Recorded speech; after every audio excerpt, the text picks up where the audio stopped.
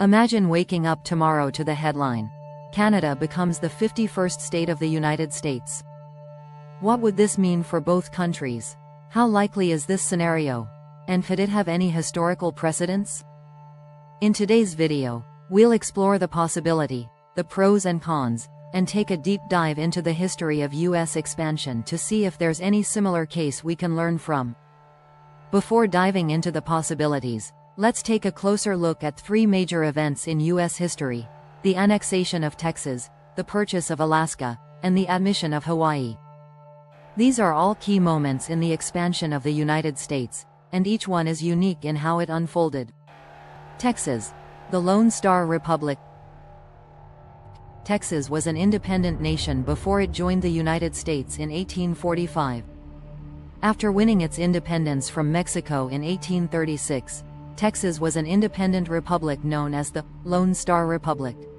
However, it faced financial difficulties, and the question of whether to join the U.S. became a major issue.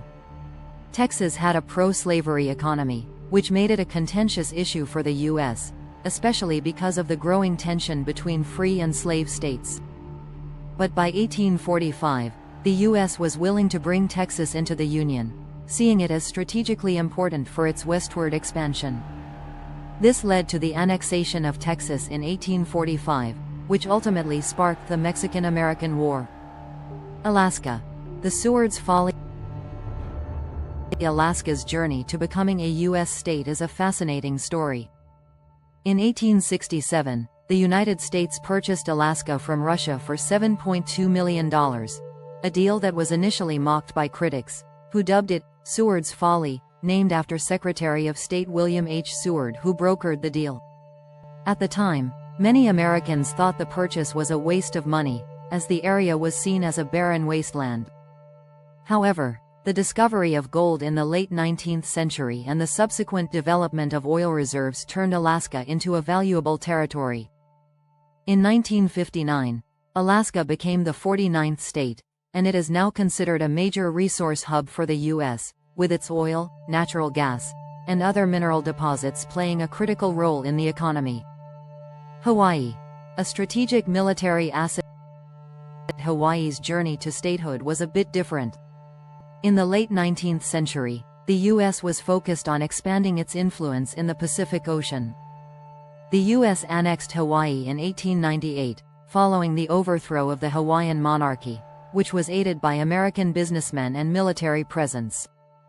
The annexation was driven in part by the strategic importance of Hawaii as a military outpost during the Spanish-American War. Hawaii was officially made a state in 1959, but its inclusion in the Union was also influenced by geopolitical concerns during the Cold War. Today, Hawaii remains an essential U.S. military base and a major tourism hub. Now, let's explore the possibility of Canada becoming the 51st state. While there are significant differences between Canada and the territories mentioned above, there are also some interesting similarities in terms of geographic proximity, economic ties, and even political dynamics. First, let's talk about politics. For Canada to become a U.S. state, the process would require significant changes. The U.S. Constitution would need to be amended, and both the U.S. and Canadian governments would have to agree. Given that Canada values its sovereignty and independence, this seems highly unlikely. The Canadian political landscape is also fundamentally different from the U.S. Canada has a parliamentary system, whereas the U.S. operates under a presidential system, which would require major legal changes on both sides. Public opinion is another factor to consider. While Canada and the U.S. share strong economic and cultural ties, Canadians value their identity and social programs. According to polls, most Canadians wouldn't favor joining the U.S. The majority of Canadians are proud of their healthcare system, multiculturalism, and their more progressive policies, all of which may be in conflict with certain U.S. policies. Canada has the 10th largest economy in the world, and it's one of the wealthiest countries on the planet. Its natural resources, including oil, timber, and minerals, are essential to both Canada and the U.S. If Canada were to join the U.S., It could see greater economic benefits from access to a larger domestic market, stronger trade agreements, and an increased ability to influence U.S. policies. However, there's a potential downside for Canada. With a population of just 38 million, it might lose political influence in a country of 330 million people. Let's break it down further. What are the pros and cons of Canada joining the U.S.? Pros. 1. Economic benefits. Access to the U.S. market, stronger trade relationships, and the possibility of receiving federal funding for infrastructure and social programs. Canada's natural resources would play a crucial role in bolstering the U.S. economy. 2. Security. Canada would gain the military protection of the United States, which could be beneficial, especially with geopolitical tensions rising in other parts of the world. 3. Social programs. Canada's progressive policies on healthcare, social welfare, and environmental protection could be bolstered by the financial power of the U.S. Cons. 1. Loss of sovereignty. Canada would lose its political independence, including the ability to make independent foreign policy decisions, which has historically been important to the country. 2. Cultural shifts. Canadians have a distinct cultural identity, with influences from French and British heritage. Joining the U.S. might lead to a cultural assimilation that some Canadians might resist. 3. Political friction.